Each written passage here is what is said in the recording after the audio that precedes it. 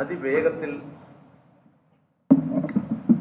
ഉയർത്തിക്കൊണ്ടുവരാൻ കഴിയത്തക്ക നിലയിൽ ഒരു ചരിത്ര സംഭവമായി നവകേരള സദസ്സ് മാറി. ആ നവകേരള സദസ്സ് 140 മണ്ഡലങ്ങളിൽ ഒരു ദിവസം 4 മണ്ഡലങ്ങൾ എന്നുള്ള നിലയിൽ 140 മണ്ഡലങ്ങൾ. അതിനു പുറമെ ഓരോ മണ്ഡലത്തിലും എല്ലാ 36 ദിവസങ്ങളിലെ ആദ്യ ദിവസ മണ്ഡലത്തിൽ, ആദ്യ യോഗം നടക്കുന്ന മണ്ഡലത്തിൽ പ്രത്യേകമായിട്ടുള്ള സമൂഹത്തിലെ വിവിധ മേഖലകളിലെ പ്രതിഭകൾ, വിവിധ മേഖലകളിലെ പ്രത്യേകതയുള്ള വ്യക്തിത്വങ്ങൾ, അതുപോലെ വിവിധ മേഖലയിലെ ജനവിഭാഗങ്ങൾ എന്നിവരുമായി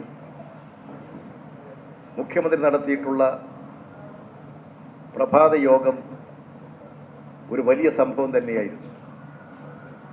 എല്ലാ വിഭാഗം ജനങ്ങളെയും ചേർത്ത് പിടിക്കാൻ, കേരളത്തിൻ്റെ അഭിവൃദ്ധിക്ക് വേണ്ടി, വികസനത്തിന് വേണ്ടി, അടിസ്ഥാന സൗകര്യ വികസനത്തിലൂടെ കേരളത്തെ ഒരു പുതിയ വികസനമാക്കി നാടാക്കി മാറ്റാൻ കഴിയത്തക്ക നിലയിലുള്ള പ്രവർത്തനങ്ങൾക്ക് രൂപം കൊടുക്കാനുള്ള ഗവൺമെൻറ് പരിശ്രമങ്ങൾക്ക് എല്ലാ വിഭാഗം ജനങ്ങളെയും പിന്തുണയാർജിക്കാനും കഴിഞ്ഞു. ഈ ചരിത്ര സംഭവം ഇന്ത്യയിലെ മറ്റ് പല സംസ്ഥാനങ്ങളും ഇത് മാതൃകയായി സ്വീകരിച്ചു വരികയാണ്. ലോകത്തെമ്പാടുമുള്ള മലയാളികൾ, ഇന്ത്യയിലെ തന്നെ മറ്റ് സംസ്ഥാനങ്ങളിലെ ജനങ്ങൾ, ഗവൺമെൻറ്റുകൾ, രാഷ്ട്രീയ പാർട്ടികൾ, മറ്റ് സംഘടനകൾ നിങ്ങളുടെ ടെലിവിഷൻ ചാനലുകളിലൂടെ, വാർത്താ മാധ്യമങ്ങളിലൂടെ കേരളത്തിൻ്റെ ഈ നവകേരള സദസ്സും അതിൻ്റെ പ്രസംഗങ്ങളും നടപടികളും നല്ലതുപോലെ നിരീക്ഷിക്കുകയുണ്ടായി. ലോകത്തിൻ്റെ പല ഭാഗങ്ങളിൽ നിന്നും, മലയാളികളിൽ നിന്നും, മറ്റു പലരിൽ നിന്നുമായിട്ട് ഞങ്ങൾക്ക് ലഭിച്ചുകൊണ്ടിരിക്കുന്ന അഭിനന്ദന സന്ദേശങ്ങൾ ഈ പ്രവർത്തനങ്ങൾക്ക് കൂടുതൽ കരുത്തും ശക്തിയും പകരും എന്നാണ് ഞങ്ങൾ പ്രതീക്ഷിക്കുന്നത്. അത്തരമൊരു മഹാസംഭവം 140 മണ്ഡലങ്ങളിൽ 36 ദിവസം മുഖ്യമന്ത്രി എല്ലാ മണ്ഡലങ്ങളിലും പ്രസംഗിച്ചു. രാവിലത്തെ പ്രഭാത യോഗത്തിൽ മുഖ്യമന്ത്രിയാണ് സംസാരിച്ചത്. മന്ത്രിമാർ ഇടവിട്ട് യോഗങ്ങളിലെല്ലാം കാര്യങ്ങൾ അവതരിപ്പിച്ചു. അങ്ങനെ ഏതാണ്ടൊരു ദിവസം 5 പൊതുയോഗങ്ങൾ എന്നുള്ള നിലയിലെങ്കിലും ഏതാണ്ട് ഒരു 180 മണിക്കൂർ പ്രസംഗിക്കുന്ന ഒരു വലിയ സംഭവമായിരുന്നു അത്. ഇങ്ങനെയെല്ലാമുള്ള ഒരു ചരിത്ര സംഭവം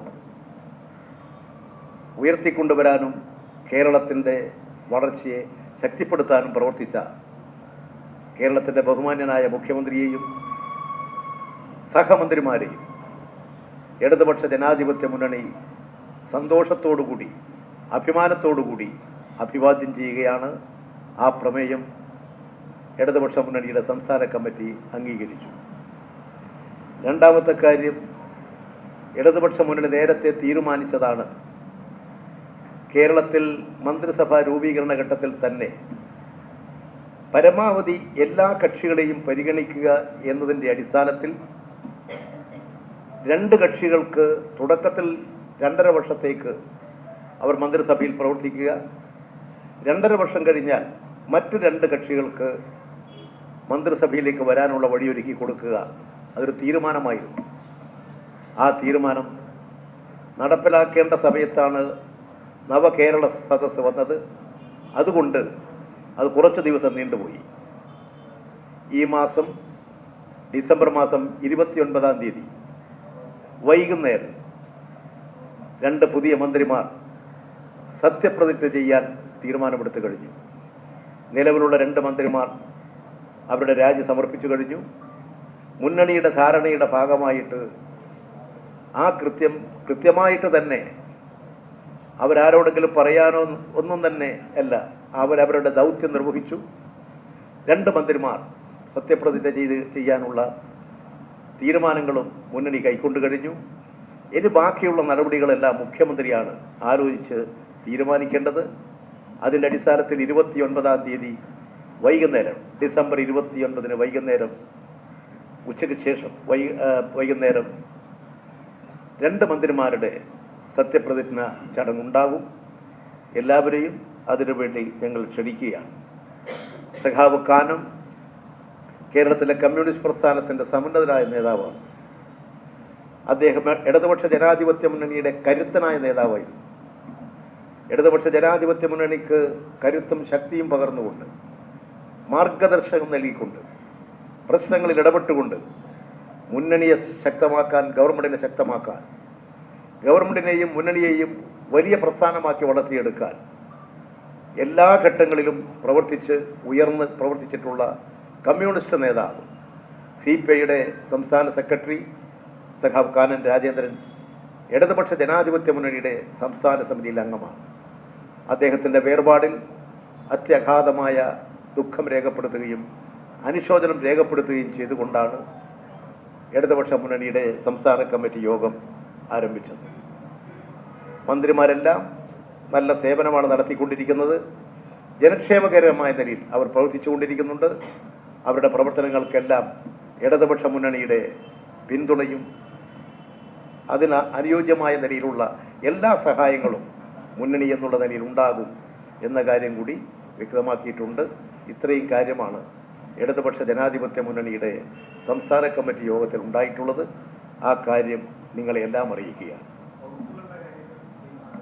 വകുപ്പ് തീരുമാനിക്കേണ്ടത് ഇടതുപക്ഷ മുന്നണിയല്ല, അത് മുഖ്യമന്ത്രിയുടെ നിക്ഷിപ്തമായ ചുമതലയാണ്.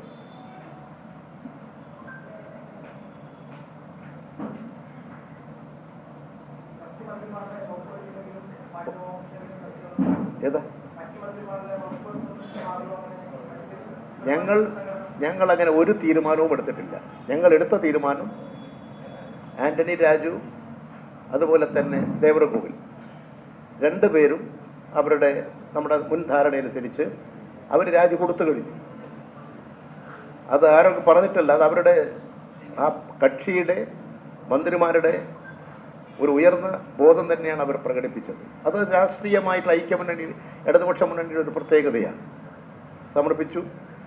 നേരത്തെ നിശ്ചയിച്ചതനുസരിച്ച് ഗണേഷ് കുമാർ, കടന്നപ്പള്ളി 2 കക്ഷികളുടെ നേതാക്കൾ മന്ത്രിമാരായി സത്യപ്രതിജ്ഞ ചെയ്യുക.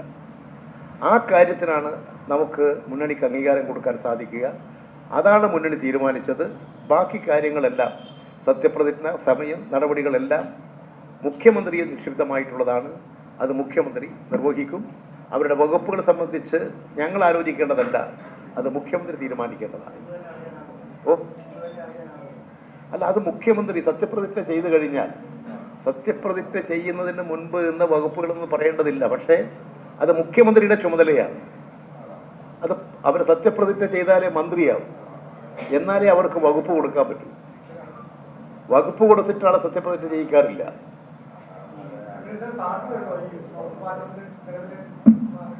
നിങ്ങളെപ്പോലെ അഭിപ്രായം പറയാനല്ലേ എനിക്ക് സാധിക്കൂ. ഞങ്ങളുടെ മുമ്പിൽ ഞങ്ങൾ തീരുമാനിച്ച കാര്യങ്ങൾ നിങ്ങളോട് പറഞ്ഞു. ഇനി വകുപ്പ് കാര്യങ്ങളും മറ്റു കാര്യങ്ങളൊക്കെ മുഖ്യമന്ത്രി തന്നെ നടപടികൾ സ്വീകരിക്കാൻ അദ്ദേഹം സ്വീകരിക്കും.